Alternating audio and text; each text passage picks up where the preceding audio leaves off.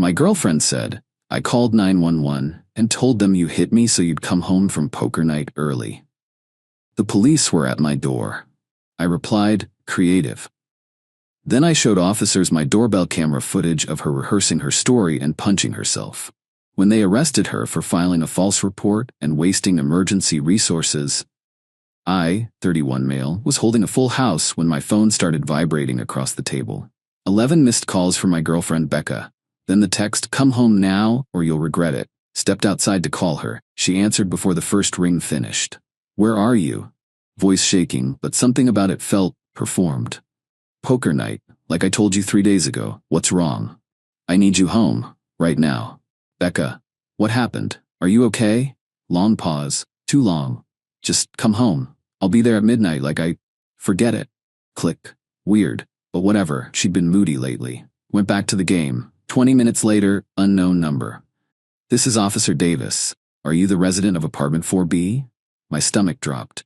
Yeah, what's going on? We're responding to a domestic violence call. Your girlfriend states you struck her in the face. We need you here immediately. Time stopped. I've been at my friend's house since 6. I haven't touched. Sir, come home now. Drove like my life depended on it, because apparently it did. 2 patrol cars outside my building. Neighbors filming from windows. Perfect. My door was open. 2 cops inside. Becca on the couch with an ice pack, tears streaming, looking properly traumatized. That's him. She pointed at me like I was holding a weapon. Officer Davis stepped forward. Sir, your girlfriend says you hit her during an argument at approximately 6:30 p.m. before leaving. Impossible. I left for poker at 5:45 and I've been there since. 5 witnesses. He's lying. Becca stood up, face red, ice pack falling. He was drunk. He got mad when I asked him to stay home and he hit me. The female officer was watching me, calculating. Can anyone verify your location? Yes, 5 people. I have texts, timestamps, everything. Becca's expression flickered. Just a split second of panic. That's when I remembered. Officers, I have a Ring doorbell. Want to see what really happened? Her face went white. Pulled out my phone, opened the app, found 5:43 p.m. The footage showed me leaving, calling love you, see you later. Her voice, have fun, babe. Then I skipped to 6:45 p.m. Becca came to the door, looked both ways down the hallway, started talking to herself. Okay, he hit me. No, he pushed me first, then hit me. She slapped her own cheek, light at first harder, smack. Ow, okay. Checked her reflection in the door glass, smacked herself again. Perfect, he'll come home now. She actually smiled, then composed her face into devastation and went inside. The cops went silent. I looked at Becca. Creative. That's not, I didn't. Her voice was tiny now. Officer Davis looked at his partner. Some unspoken cop communication happened. Ma'am, filing a false police report is a misdemeanor. Misuse of 911 is another misdemeanor, and you just admitted on video to fabricating evidence of a felony assault. I just wanted him to come home. He's always leaving me alone. I was upset. So you committed 3 crimes? The female officer pulled out handcuffs. Turn around. What? No, I didn't mean he made me do this. He's never here. Ma'am, turn around. The meltdown was spectacular. Screaming, crying, begging. The neighbors definitely got their money's worth. They read her Miranda rights while she wailed that I was ruining her life. The irony was lost on her. After they took her, Officer Davis handed me his card. You'll need to give a formal statement tomorrow. Keep that footage. And seriously consider getting a restraining order. People who do this once typically escalate. Spent the night on my couch. Couldn't sleep in our bed. The whole place felt contaminated. Got a text at 1:47 a.m. from her mom. You had my daughter arrested over a misunderstanding? Drop the charges now. That's not how criminal charges work. But it told me exactly what kind of family I was dealing with. Game on. Update 1. Week later, Becca made bail the next morning. Mommy and Daddy posted $5,000 to get their precious angel out. First thing I did? Called a lawyer. Found this sharp woman named Patricia, who specializes in false accusation cases. She'd seen this before. You did everything right, she said after watching the footage. That premeditation? That's gonna bury her. What should I expect? She smiled, not a nice smile. War. These cases bring out the absolute worst in people. She was right. Day 3, Becca's best friend called me from a blocked number. You're seriously pressing charges? Over a mistake? She was emotional. She committed perjury and tried to get me arrested for felony assault. Not exactly a whoopsie. You're gonna ruin her life over this. No, she ruined her own life. I just had a doorbell camera. You're such a jerk. She loved you. Funny way of showing it. Click. Then her sister started posting on social media. Vague at first. Some people are so heartless. Then more direct. Imagine getting your girlfriend arrested because you can't handle an argument like an adult. I screenshot everything. Patricia said to document all of it. Meanwhile, the detective handling the case called. Wanted me to come in for a recorded statement. Guy named Morrison, probably mid-40s, looked tired. You're lucky you had that camera, he said. Without it, you'd be the one in cuffs. I'm aware. She's lawyered up. Public defender's trying to negotiate a plea. But that footage, he shook his head. She rehearsed it. That's premeditation. The DA's not feeling generous. Good. He raised an eyebrow. Most guys in your position are emotional about this. You seem calm. I'm furious. But being emotional doesn't help me. Being smart does, he nodded approvingly. Keep that energy, you're gonna need it. Next came the property division. Becca wanted her stuff. Patricia advised having a witness present for everything. Don't be alone with her ever again. One more accusation, even if it's dismissed, creates a pattern she can use against you. So when Becca texted asking to come by and talk, I replied, you can pick up your belongings Saturday at 2 p.m. My attorney's paralegal will be present. 30 minutes only. Her response, are you serious right now? I just want to talk. All communication through your lawyer or mine. See you Saturday. She showed up with her mom, her sister, her dad, and her best friend, like she needed backup to grab some clothes. Her dad tried intimidation immediately. You should be ashamed of yourself. Getting a woman arrested. A woman who falsely accused me of assault. Potato. Her sister jumped in. She wouldn't have done it if you treated her better. Patricia's paralegal cleared her throat. We're here to collect belongings only. The apartment resident has requested no personal discussions. Becca barely looked at me. When she did, pure hatred. Started grabbing clothes, bathroom stuff, then went for the 65-inch TV. That's mine, I said calmly. We bought it together. I bought it. You wanted the bigger screen. I paid the extra $600. Check your Venmo history. Her mom piped up. It's just a TV. Stop being petty. Then she won't mind leaving it. Her dad stepped closer. You know what? You're a small man. A real man would. Would what? Let his girlfriend frame him for domestic violence? Interesting definition of masculinity you have there. He turned red but didn't have a comeback. They loaded her stuff while I supervised. When they were finishing up, Becca tried one last time. I'm sorry, okay? I was stupid. Can't we just figure this out? Nope. That's IT? Just nope. Yep. Her best friend got in my face. You're really going to let her go to court over this? She made a mistake. She's got anxiety. And I've got a Ring doorbell. Funny how technology works. After they left, I found something under the couch, a small notebook. Her handwriting. Therapy talking points. Make him feel guilty about poker nights. Bring up his emotional unavailability. Get him to agree to joint account for transparency. Page after page of manipulation tactics. Ways to isolate me from friends. How to gain access to my finances. Red flags I'd missed. Photographed every page. Sent them to Patricia. Her reply, oh, this keeps getting better. Discovery is going to be fun. 3 days later, Becca's public defender called Patricia trying to negotiate. Wanted the charges reduced to a violation, no jail time, sealed record. Patricia's response, your client rehearsed a false felony accusation on camera, injured herself to create evidence, and wasted emergency resources that could have gone to actual victims. Counteroffer. She pleads to all charges, takes the conviction, and my client doesn't file a civil suit for defamation and emotional distress. You have 48 hours. They didn't take the deal. Fine by me. Let's go to trial. Update 2. The entitlement escalates. The preliminary hearing was last week. Becca showed up in a conservative dress, hair pulled back, minimal makeup. The I'm a good girl who made a mistake costume. The prosecutor laid it out. The video, the self-inflicted injuries, the premeditation, the waste of police resources. Becca's public defender tried arguing mental health crisis. The judge watched the doorbell footage. Twice. Counselor, your client is checking her appearance and adjusting her story between takes. That's not a mental health crisis. That's rehearsal. Set the trial date for 3 months out. That's when things went nuclear. First, Becca's mom started a Facebook campaign. Posted a long screed about innocent women being persecuted by the system and vindictive ex-boyfriends who manipulate evidence. Tagged me. Tagged my employer. Tagged my family. My mom saw it and went absolutely feral. Posted her own response with screenshots of the court documents showing Becca was charged with filing a false report. Interesting how you think video evidence of your daughter hitting herself is manipulation. Maybe teach her not to commit crimes instead of blaming the victims of her lies. Becca's mom tried to claim I doctored the footage. Multiple people pointed out that Ring cameras have metadata that proves authenticity. She deleted everything within an hour. But the damage was spreading. My gym membership got weird looks.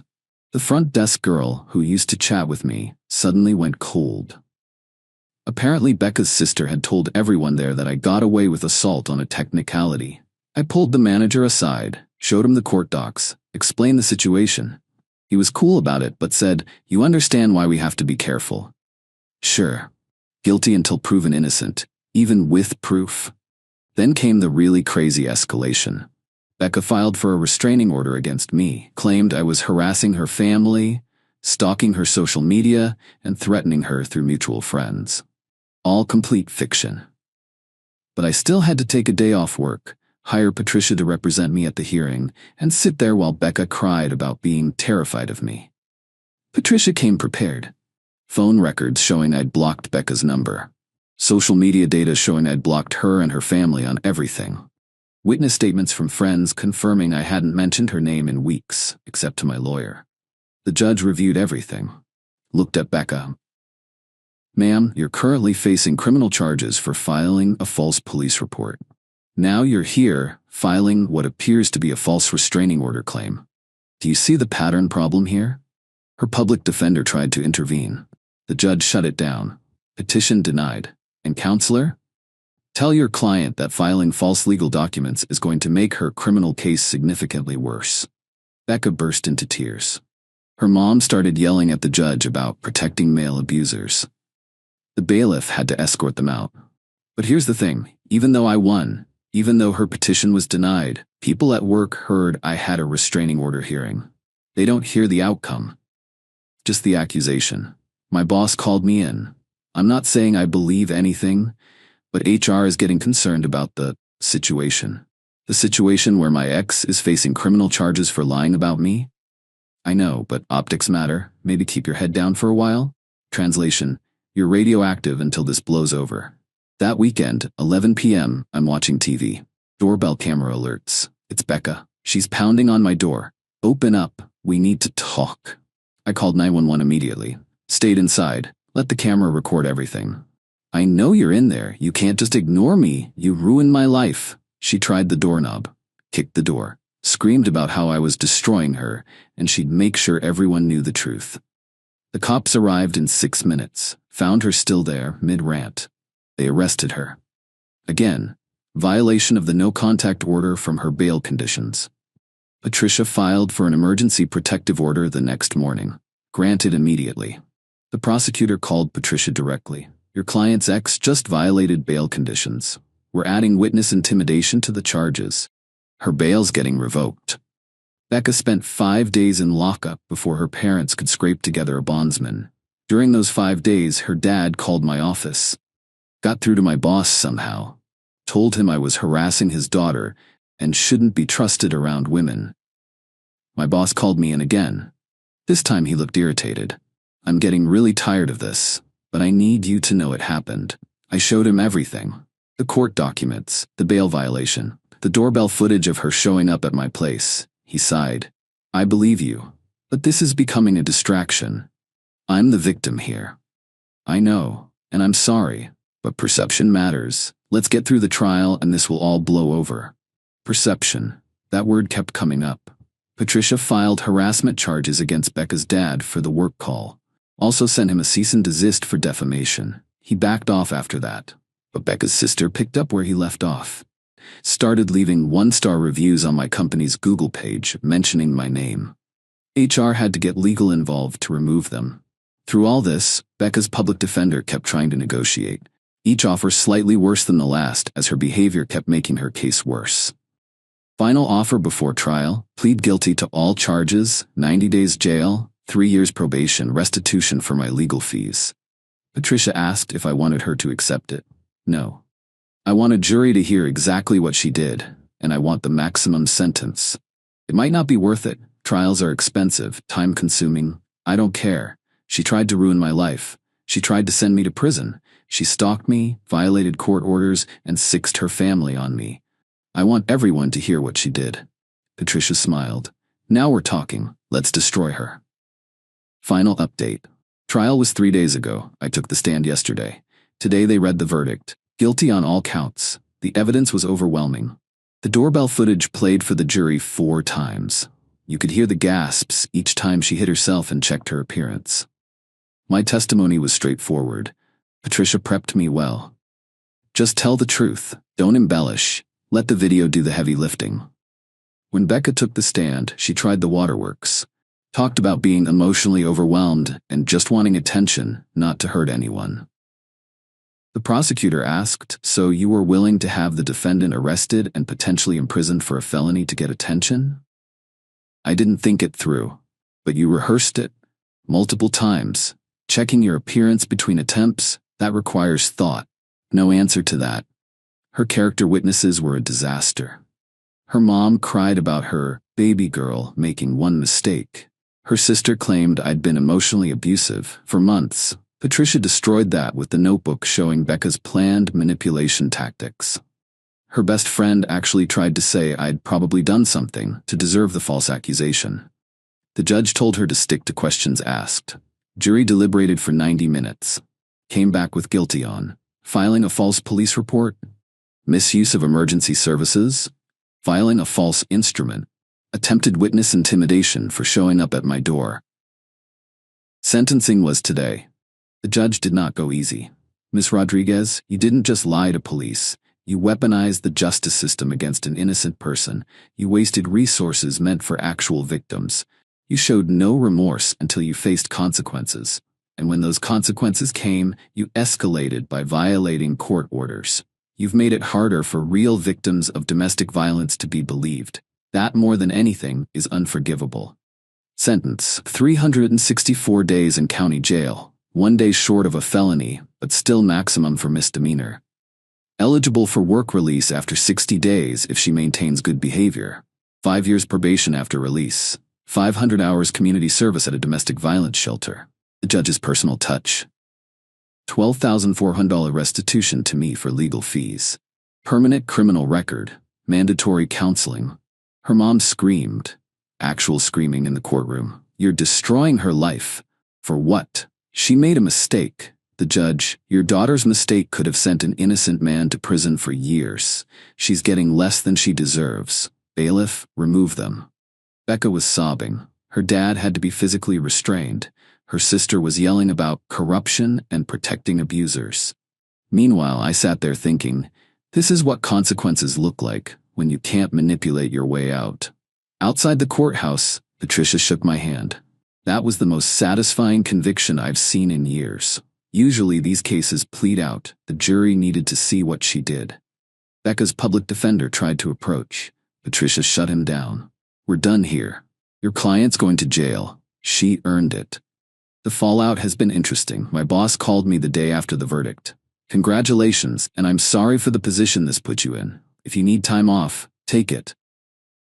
The gym manager approached me yesterday. Hey man, I heard about the trial. Sorry we gave you the cold shoulder. People are talking. The real story's getting out. Appreciate it. Some friends who distanced themselves suddenly started reaching out. Funny how that works. Patricia advised me to be selective about who I let back in. The people who believed her over you despite evidence, they showed you who they are. She's right. Some doors stay closed. As for Becca's family, radio silence. The harassment stopped immediately after sentencing. Turns out when reality hits them in the face with jail time, they finally shut up. I sold most of the furniture we'd picked out together. Redecorated the apartment completely. New couch, new bed, new vibe. The place finally feels like mine again. Started dating someone new last month. Told her the whole story on date 2. Figured better to get it out there. She actually knew about it, had followed the case in the news. That doorbell camera saved your life, she said. Best $130 I ever spent.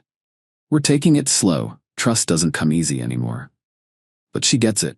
Ran into Becca's sister at a coffee shop last week. She pretended not to see me. I didn't push it. Some people will never admit they were wrong. The best part? I sleep well now. No more looking over my shoulder. No more wondering when the next accusation will drop. She's in jail. I'm free. Patricia framed a photo of the doorbell camera footage showing Becca rehearsing. Hung it in her office with the caption, "Why you always install cameras." She uses it to convince new clients how important documentation is. To anyone reading this, install cameras everywhere. Front door, back door, anywhere. Someone could claim something happened. They're cheap, easy to install, and they will save your life when someone decides to weaponize the system against you. Becca thought she could manipulate reality. She forgot we live in the age of video evidence. She wanted me to come home early from poker night? Well, she got my attention. Just not the way she planned. Currently working on a civil suit for defamation and emotional distress. Patricia thinks we have a solid case, especially with her family's harassment documented. They destroyed my reputation in my professional and social circles. Even though I won the criminal case, some people still look at me funny. That damage has a price. Becca's sitting in county jail serving her 364 days. Her mom's apparently trying to raise money for an appeal. Good luck with that when the video evidence is airtight. Life's not perfect. I'm still dealing with trust issues, still paranoid about accusations, still checking my doorbell camera obsessively. But I'm here. I'm free. And she's learning that actions have consequences. That'll do.